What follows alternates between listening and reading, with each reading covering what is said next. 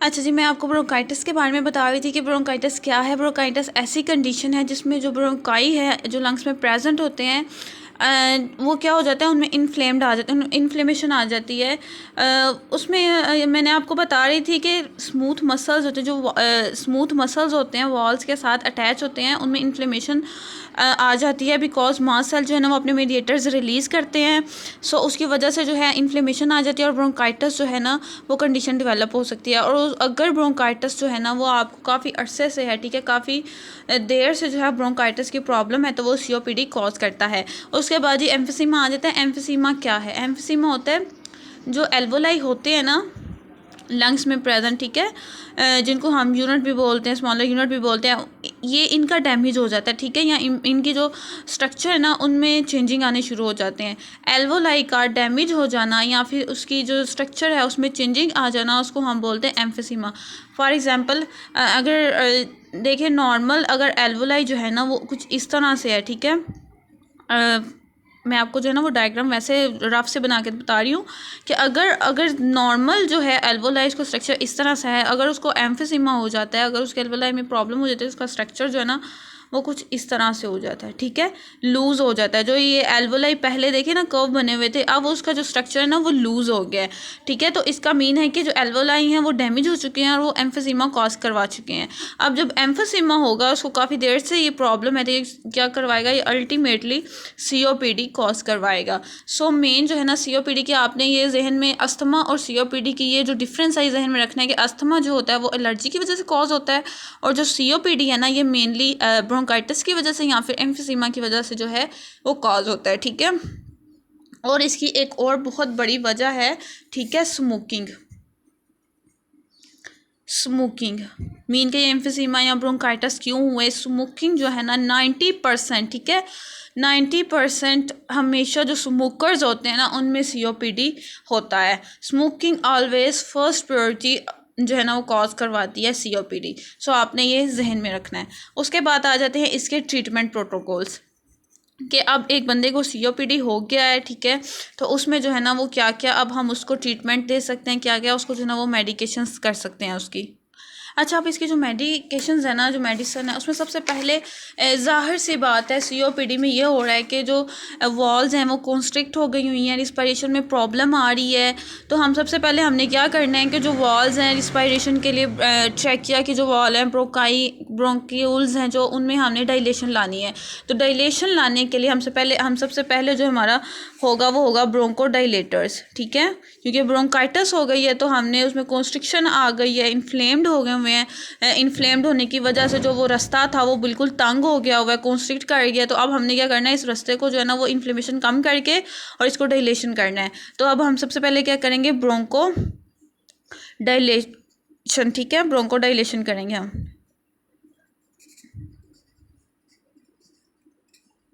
सो ब्रोंकोडाइलेशन में जो है ना वो 2 टाइप्स की ड्रग आती हैं। एक आता है β2 एड्रीनर्जिक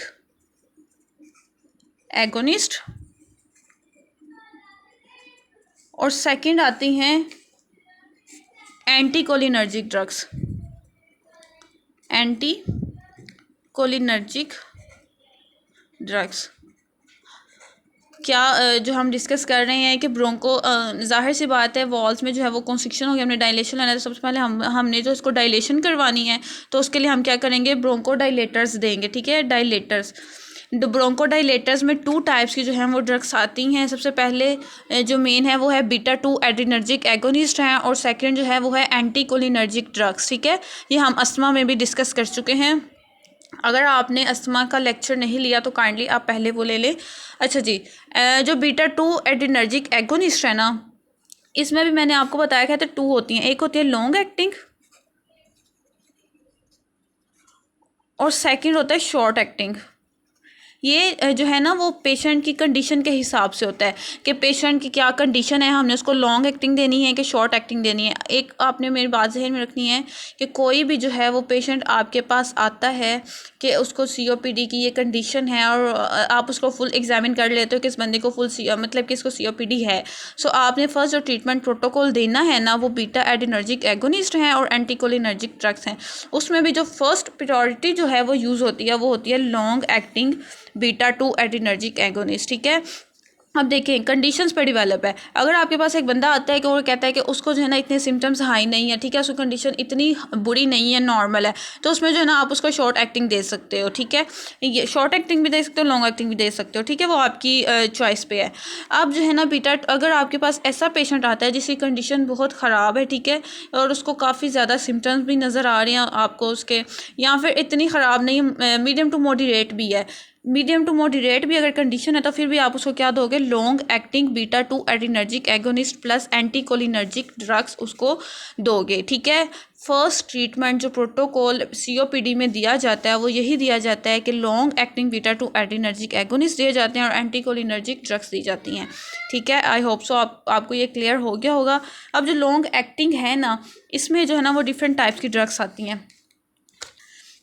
सबसे पहले इंडोकेटिरोल, ठीक है, इंडोकेटिरोल, उसके बाद ओलोडेटिरोल, नेम जो है ना आपको आने चाहिए। उसके बाद अगर जो है अगर आप उनको इनहेल्ड देते हो, ठीक है, इनहेल्ड देते हो तो उसमें जो आएगी उसमें आएगी फॉर्मिट्रोल, उसके बाद साल्मिट्रोल, ये मेनली जो है ना वो ये ड्रग्स आती हैं, लॉन्ग एक्टिंग की बात कर रही हूँ मैं। उसके बाद अगर आप जो है ना एंटीकोलिनर्जिक ड्रग्स जो हैं वो देते हो, शॉर्ट एक्टिंग जो है ना मैंने असमा से आपके बारे डिस्कस की थी, उसमें से आप कोई भी जो है ना उनको दे सकते हो। मोस्टली वैसे लॉन्ग एक्टिंग जो है ना वही प्रेफर किया जाता है COPD में। उसके बाद जी एंटीकोलिनर्जिक ड्रग्स में जो ड्रग्स आती हैं वो मेनली होती हैं टियोट्रोपियम,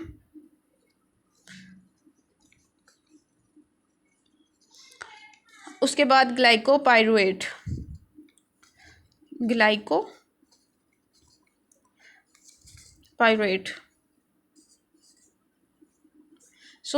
ये जो हैं ये एंटीकोलिनर्जिक ड्रग्स में जो है ये यूज़ होती हैं। ब्रोंकोडाइलेटर्स में एक दफ़ा फिर देख लें, बीटा 2 एडिनर्जिक एगोनिस्ट होता है, एंटीकोलिनर्जिक ड्रग्स होती है। अगर आपके पास एक पेशेंट आया है और उसको जो है ना वो COPD मॉडरेट टू सीवियर है, या फिर उसको जो है ना काफ़ी ज़्यादा प्रॉब्लम है, एक्यूट एक्सर्वेशंस भी है, तो आप उसमें क्या दोगे, long acting beta 2 adrenergic agonist दोगे प्लस एंटी एड्रिनर्जिक ड्रग्स दोगे। ठीक है, नेम जो है वो आपने इसके याद कर लेनी है बुक से। उसके बाद जी अगर बीटा 2 एड्रिनर्जिक एगोनिस्ट जो है ना उससे फॉर एग्जांपल पेशेंट को जो है ना वो नहीं आ रहा, फ़र्क नहीं पड़ रहा उसको कुछ इतना, हाँ, तो उसमें उसके बाद आप क्या करोगे, उसको कोर्टिकोस्टेरॉइड्स,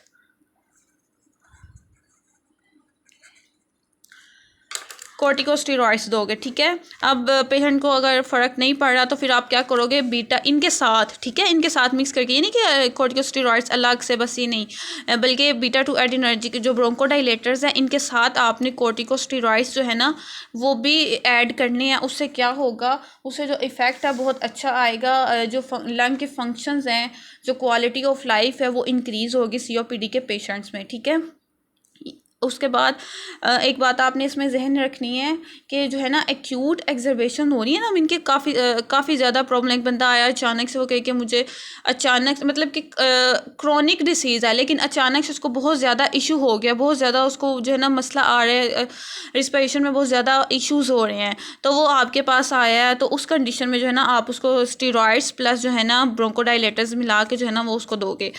अच्छा, यहाँ पे एक बात आपने एक कंडीशन आपसे जो है वो डिस्कस करनी है कि समटाइम ऐसे होता है कि पेशेंट को एक ही टाइम में COPD का भी इशू होता है और साथ ही अस्थमा का भी जो है ना वो उसको प्रॉब्लम्स हो रही होती हैं, तो उस कंडीशन में भी हम जो है ये ड्रग्स दे सकते हैं। अब वो आपको कैसे पता चलेगा कि उस बंदे को, जो पेशेंट है उसको COPD भी है और अस्थमा भी है, इसका एक टेस्ट होता है, उस टेस्ट का नेम है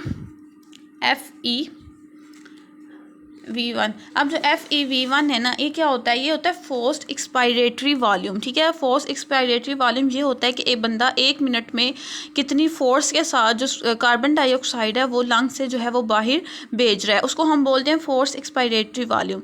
ये जो ना मेजर किया जाता है स्पायरोमीटर टेस्ट के ज़रिए, ठीक है ना। अब इसमें जो है ना वो डिफरेंट वैल्यूज़ होती हैं। 94 से अगर 96 तक जो है ना, अगर आपकी ये रेशो आ जाती है तो उसमें होता है कि नॉर्मल है पेशेंट, ठीक है, नॉर्मल कंडीशन है। लेकिन अगर 90 से जो है ना, 90 से कम है, लेस देन 90 है, ठीक है, तो उसमें क्या होता है, ऑक्सीजन का लेवल कम होता है, ठीक है, हाइपोक्सिया हो जाता है। तो उसमें भी आप जो है ना वो मेडिसिन जो है ना वो यूज़ करते हो।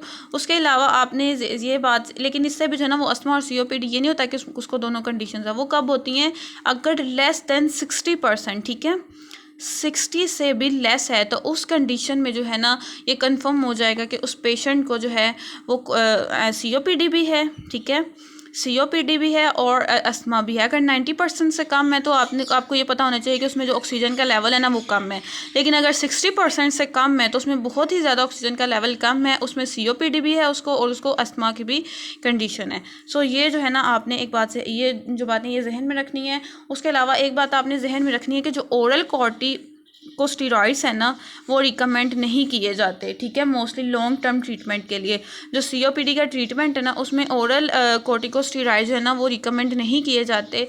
फर्स्ट जो ट्रीटमेंट है ना वो यही रिकमेंड किया जाता है कि बीटा 2 एड्रेनर्जिक जो एगोनिस्ट है ना प्लस एंटीकोलिनर्जिक ड्रग्स है ना ये यूज़ किए जाएँ। उसके बाद जो है ना अगर इसमें भी आपको जो है ना पेशेंट को नहीं इतना जो है ना वो फ़र्क पड़ रहा, एक्यूट एक्जर्बेशंस हो रही हैं, तो उसके साथ आप क्या कर सकते हो, कॉर्टिकोस्टेरॉइड्स जो है ना वो उसको दे सकते हो। वो इनहेलर के तौर पे भी हो सकते हैं, ठीक है, ओरल भी हो सकते हैं। लेकिन लॉन्ग टर्म ट्रीटमेंट पता है उस सेशंस होते हैं, एक तो फर्स्ट डे आपके पास पेशेंट आया लेकिन उसके बाद से वो सेशन ले रहा है, आपके पास आ रहा है, तो जो लॉन्ग टर्म ट्रीटमेंट हो जाता है ना उसमें फिर आप जो है ना ओरल कॉर्टिकोस्टेरॉइड्स अवॉइड करते हो, उसको रिकमेंड नहीं करते। सो ये कुछ बातें जो आपने COPD के पेशेंट्स के लिए जो है ना वो जहन में रखनी है।